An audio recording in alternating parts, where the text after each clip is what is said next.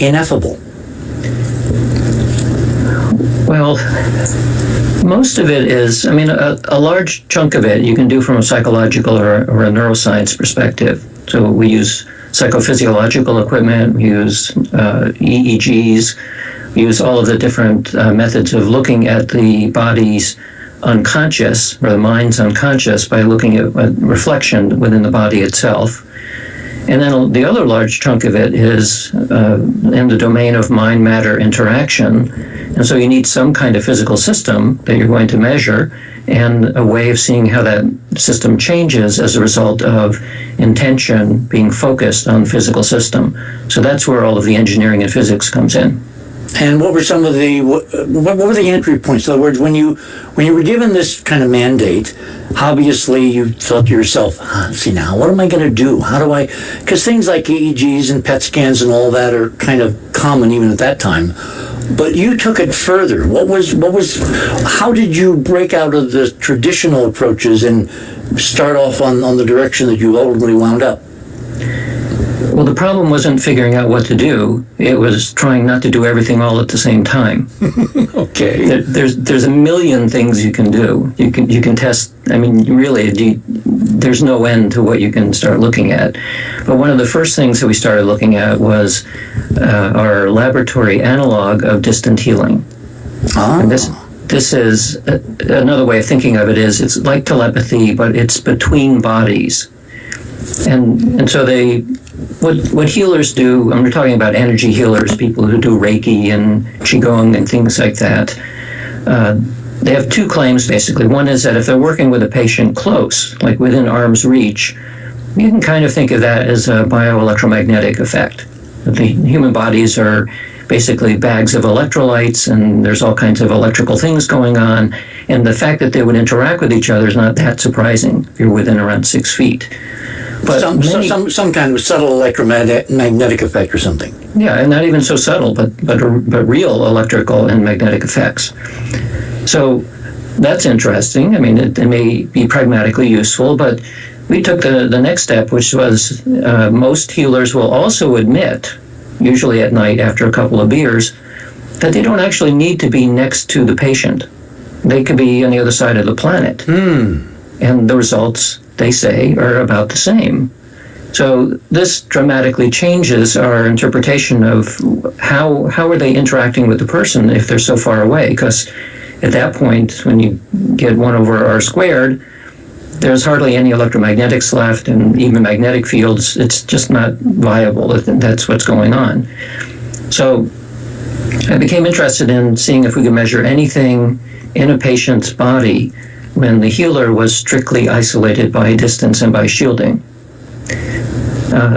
This is sometimes called the feeling of being stared at, because the easy way of doing this experiment is that you don't really want to use a patient, because then you have to think about medical effects, and it may not be ethical to do experiments where somebody's in real need. Sure.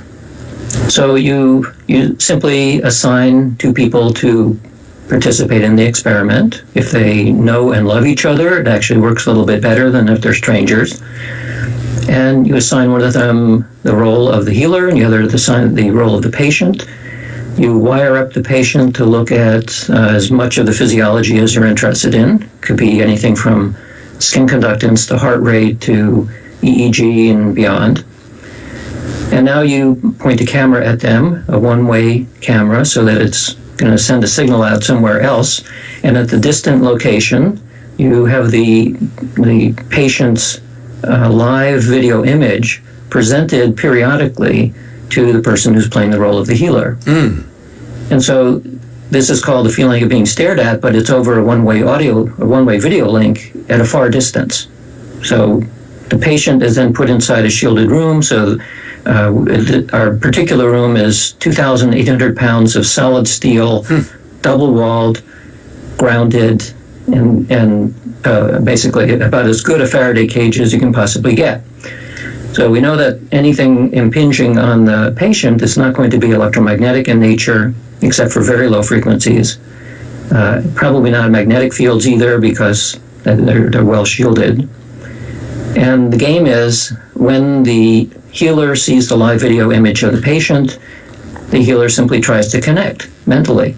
You stare at the person, or you try to mentally agitate them or connect with them. And then there are periods when they don't do that. Generally 30 seconds to 1 minute staring, and then 30 seconds to 1 minute relaxing and without seeing the person on the video. And the designated patient does not know what the timetable is, so there's no way they can correlate. Correct. Since it's a one-way video, they have no idea when somebody is looking at them versus not. And so the question is, what is happening to the person being stared at, to the patient? What is happening to their physiology? Are they becoming more agitated when somebody's looking, or more calm, or what? So we've done many, many sessions, hundreds of sessions with couples in this kind of a context, and it's very clear from the evidence that we've produced and that colleagues around the world have produced, that when another person is looking at you or even just thinking about you, that your body is usually producing a sympathetic arousal effect. It's as though when people in the real world talk about the feeling of being stared at, usually it's somebody staring and may not have very good intentions about staring. Exactly, yeah. Oftentimes a man staring at a woman, but not always. But what happens is that the nervous system becomes aroused, becomes activated. And that's what we see in these experiments as well. And what it tells us is that when healers say that they're able to interact with people, with patients at a distance, then they're correct. The patient's body will feel it. So this is an unconscious form of connection that apparently is not mediated by electromagnetics. It's probably not magnetic. And it doesn't seem to be mediated by distance either, because we see it regardless of how far apart they are. Interesting. Now, did you do more than one person at a time? In other words, group focusing, group staring? Informally, we would sometimes use multiple starers. And we always only had one person wired up as the patient. So that was one person, but we would occasionally have 2, sometimes 4 or 5 people do the staring.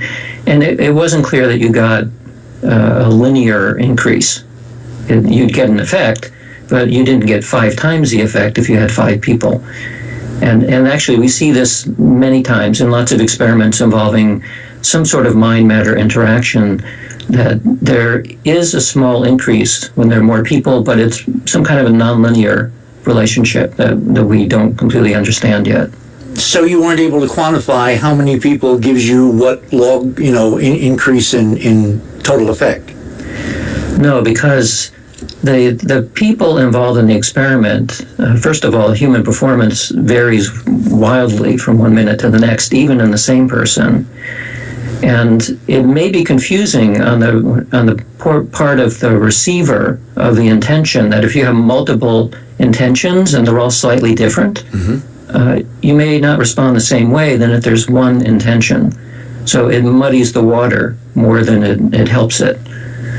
So if the mediating mechanism of transferring this information is not electromagnetic, and that 2,500-pound steel box kind of rules that out, what do you propose is the operative mechanism of communication?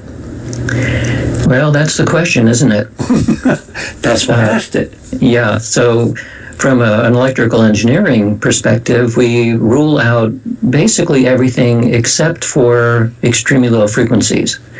When we put somebody into one of our shielded rooms, from about 10 kilohertz and above, the room is completely opaque, so nothing gets in there. But 10 kilohertz and below, there are signals getting through. So this possibly means that the connection is through extremely low frequency electromagnetics. I suspect that is not the case, and I could describe why in a minute. Yeah, please, we have time. Okay, so for many, many years, it was thought that telepathy and these distant connections were mediated by electromagnetics, because that was the only thing that people could think about. But the Russian Vasilyev, back in the 1930s and up to around the 1950s, did these similar kinds of tests, both telepathy and physiological connections, where the receiver in the experiment was in not only steel Faraday cages, but very heavy lead-lined very thick lead-lined Faraday cages that were able to block even lower frequencies and either at farther distances. And he didn't find any evidence at all that mattered. The shielding did not work. But more importantly, there have been remote viewing tests between people, one in a submarine at 300 or 400 meters of seawater, and the other person up on the land. Oh, I remember that. Who was telling me that years and years and years ago? It may have been Stephen Schwartz. Yes, Stephen Schwartz. Yes, he described this, and they took this thing down at great peril and great expense and all that, and what they expected to happen didn't happen. Right. So seawater is very effective at certain depths of getting rid even of ELF. And so... Well, don't tell the U.S. Navy, because there's a whole, state of Wisconsin which has been wired with very ultra-low frequency cabling to communicate with our nuclear, forces underwater. Yeah. If ultra-low frequencies can be shielded by seawater, how does that... I forget the name of the project. It's... it has some weird name. Anyway, but the idea was to transmit ultra-low frequency radio, very low bit rate, but you could penetrate maybe 100,000 feet down, I forget the exact number, using ultra-low frequency electromagnetic radiation. Yep, and if you are monitoring electromagnetics, you can actually see that signal down at somewhere like 19 hertz. It's still there. It's like a beacon. But in order for the submarine to receive it, it has to trail a wire that's miles long. Okay, so the antenna has to be a couple with the wave. Right. So if you have a wave at the ELF level, which could be miles long, and the human is only maybe 6 feet long, the coupling just won't work. Okay. And that's beside the fact that at very low levels of seawater or deep seawater, the amount of energy in the ELF wave is extremely small. So you have these super amplifiers and these super long antennas to be able to pick anything up. And the bit rates are very, very slow. So if you think about what is being communicated in something like a remote viewing test or between people at a distance, the bit rates have been calculated and they're much, much faster than would be carried by an ELF wave. You mean the operational, actual empirical data says that that's not what possibly could carry the information? It won't carry enough. It won't carry it fast enough, even if the human body could act as an antenna, which it can't. Okay, so we're back to Sherlock Holmes. Yeah. So what's left?